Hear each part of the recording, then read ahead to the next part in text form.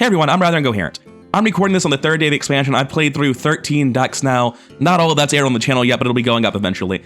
I want to talk about the 6 decks that I've played where I thought they were competitively viable and actually legitimately very good decks. Unfortunately, all but one of these is either aggro or mid-range.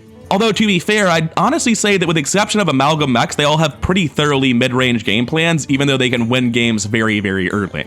Let's get into Amalgam mechs first, because this is the deck that I haven't really seen anyone else playing, so I'm interested in it. It's the first deck I played. For me, one of the most powerful ideas in the expansion was running volume up as the top end to an aggro deck, where you just curb out as strong as you can, beat your opponent down as much as you can, then a draw and a duplicate burn with volume up. You can't use Light Show because you're going to lose control of the board, so it's not going to do any damage. But we can use Fireball and Frozen Touch. And there's not any other burn spells, so I only run those 4. You might think you want Seafloor Getaway, but if you actually look at the idea of playing volume up and then Seafloor Getaway for 7 mana, you're so far past losing the game at that point. You're an aggro deck that just did nothing on 7 mana. It doesn't matter that you might theoretically have a sick Mecha Shark turn 10 mana from now, right? That doesn't matter. Once you're running mechs, it's really easy to get the 1 Amalgam Band to start being a great card. In a matchup that you're fighting for board and losing as it goes late, the 1 Amalgam Band is lifesteal, often with Rush and Wind Fury. In a matchup where you need a little bit more burn, he very frequently is going to be rolling Stealth. Because if you actually go through, you have several mech beasts and you have 5 amalgams. And additionally, because we have enough amalgams to justify it, we have Gorlak Ravager, another card to give us more draw and keep us going for longer. And when I was playing this deck, I've got the video up, I'll link in the description. I found that every single win condition fit together really smoothly. You have games where you top out at Posic and run them over with a sick curve. You have games where you curve out, you play volume up, and you kill them with burn from hand. You have games where you play Gorlak Ravager, you go late and you stabilize with 1 Amalgam Band and Ziliax. And I just think that this deck is absolutely fantastic. It's the full package aggro deck, able to burn people out in 5 turns, able to thread in crazy amounts of reach, able to stabilize and go for much longer than it has any right to do it. It's a very scary deck. Speaking of scary decks, let's talk about Outcast Demon Hunter. This is possibly the scariest deck in the format right now. This deck's incredible. A lot of this comes down to Glaivatar being one of the scariest burn draw cards in the deck. It represents 8 damage to face and draw at least 4 in pretty much every circumstance. It's an incredibly strong card, and Dispositive Evidence actually fits neatly into the deck because not only is it reach, not only is it a trigger for your Lady Satheno combos, but discarding a card, or shuffling it back into your deck as it were, is often beneficial because you usually overdraw with these Glaivatars. You get so much draw that getting rid of something's actually beneficial. Wretched Exile with the current Outcast pool, it's pretty normal to go into like turn 7 through 10 and just play a Wretched Exile and then fill out the entire rest of your curve with incredibly effective plays generated randomly off of the Exile. If you do play this deck, don't be like people on the ladder. Don't play Exile naked on 2. Don't just like throw out Satheno for 4 damage. These are your win conditions. They're incredibly important. Speaking of, Satheno has a combo with Rowdy Fan. She's hitting for 6, not 2 anymore, substantially more burst. And this package, again, I've won multiple ways with. You have games where it's a combo game and you're playing out Satheno, a game where it's a value game and you're just grinding them out with Exile turns, games where you just draw and burn with Glaivatar and Helvaria and cheating out Wallopers.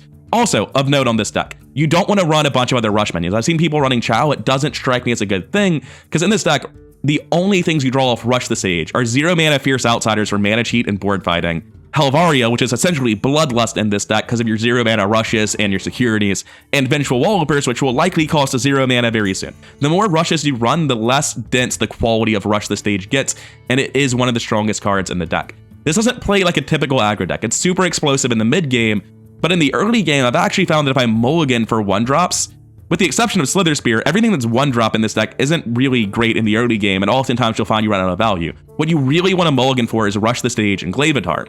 And this is day 3 of the expansion. All these decks need refinement, and one of the most glaring things for me that I'm sure I'll find a way to fit when I play this deck again is it really needs at least a one-of weapons tech, or sorry, instrument tech, to tutor out this Glaivatar, to make it more consistent. The only game I've lost with this deck, I lost to not drawing Glaivatar. So Outcast Demon Hunter is absolutely one of the premier decks in the format. I think I would call it mid-range. It's definitely on the aggressive side, but it doesn't really curve out. It just sort of explodes onto the board at a random point between turns 3 and 6, depending on how the draws go. Next, we have Tempo Overkill Priest capping out at Posic at the end of the curve, Heartbreaker Adonis for burn and cannibalize to trigger all your overheal effects while simultaneously destroying your opponent's big minions and taunts. Posic wasn't in the previous Demon Hunter list, and I think that's really indicative of what I say when I say the deck doesn't curve out. If you're curving out an aggressive list at all, you're really looking at Posic. That Demon Hunter deck wasn't. As for this deck's plan, you have a lot of 1-drops, and you're an aggressive deck, but very often you'll be like on 1 Fan Club, on 2 Idol's Adoration, and then nothing else, or on 1 Fan Club on 2 Coin Cathedral of Atonement. It's an aggressive deck, but it very, very rarely gets on the board before turn 3. It explodes onto the board later with these banked heal abilities and Heartthrob, or Mana Geodes, or Crimson Clergies.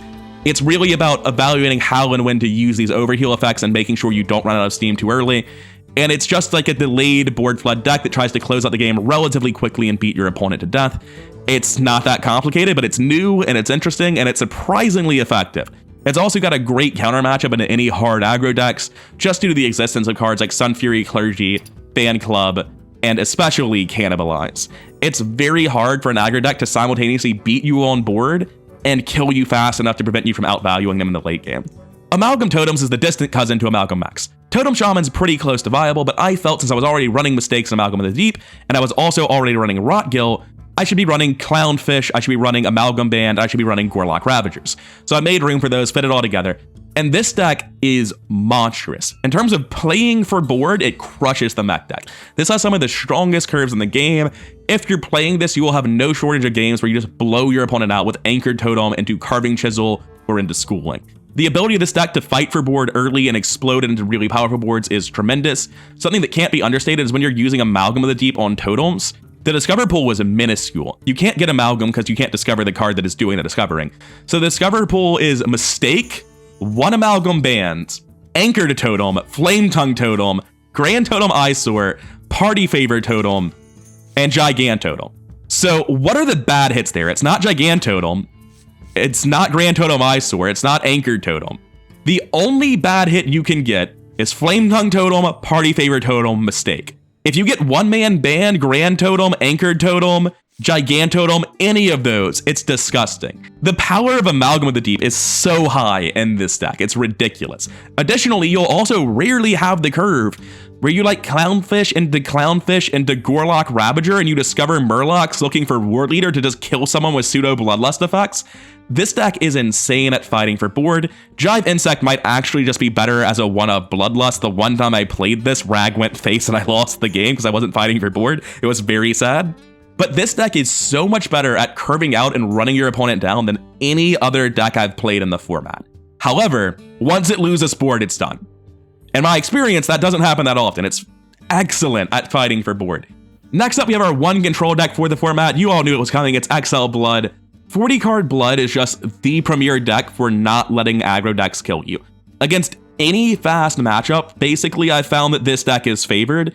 It has enough tools thanks to the existence of Streaming Banshee and Arcanite Ripper now that almost every aggro deck struggles to close out a game against Blood. And then additionally, you have the ability to threaten pretty big boards thanks to these same tools and control matchups, and Ghost Rider can generate insane value for you. As well, you're still just trying to grind them out. They're not able to kill you either, and Alexandros Mograine puts them on a clock while Patchwork sits there to disrupt them, and if their game plan's board-centric, thanks to Soul Stealer and Corpse Explosion, that's not going to work for them. So with the best combo decks in the format rotating out, with the loss of Druid and Miracle Rogue decks that were really top tier, Blood is positioned to dominate the metagame right now. This is essentially the wall that holds back the tide of decks I'm currently talking about. And lastly, we have a more aggressive Pure Paladin list. This list actually cuts out Order in the Court for Boogie Down, the idea being that if you're an aggressive curve deck, you don't want to draw the Countess early, you don't want to spend 2 mana doing nothing, you can get an effect that's good enough by playing Boogie Down to rip your 1-drops out of your deck. You're essentially getting 3 mana, 2 Annoyotrons or better, because if you get Righteous Protector and you just pull it out of your deck, it's not great, but getting a 2-1 Divine Shield Taunt or a 2-1 Divine Shield Taunt with Death Rattle summon 2 Silverhand Recruits, or add them to your hand rather, both of those are insane. So rather than playing for Order in the Court, you're playing for Boogie Down, you're trying to curve out a lot more aggressively, and to that end, we're running 4 Kel'Thalas in addition to our other buffs just for the burn, and Disco Mall is the star of the deck. This card is absolutely nuts. When I was doing card reviews, I thought it might not see much play because it was obviously good, but it's sort of at odds with Muster for Battle, and there's a lot of 2-drops in the deck. There aren't that many 3-drops. Surely Muster for Battle is the way to go.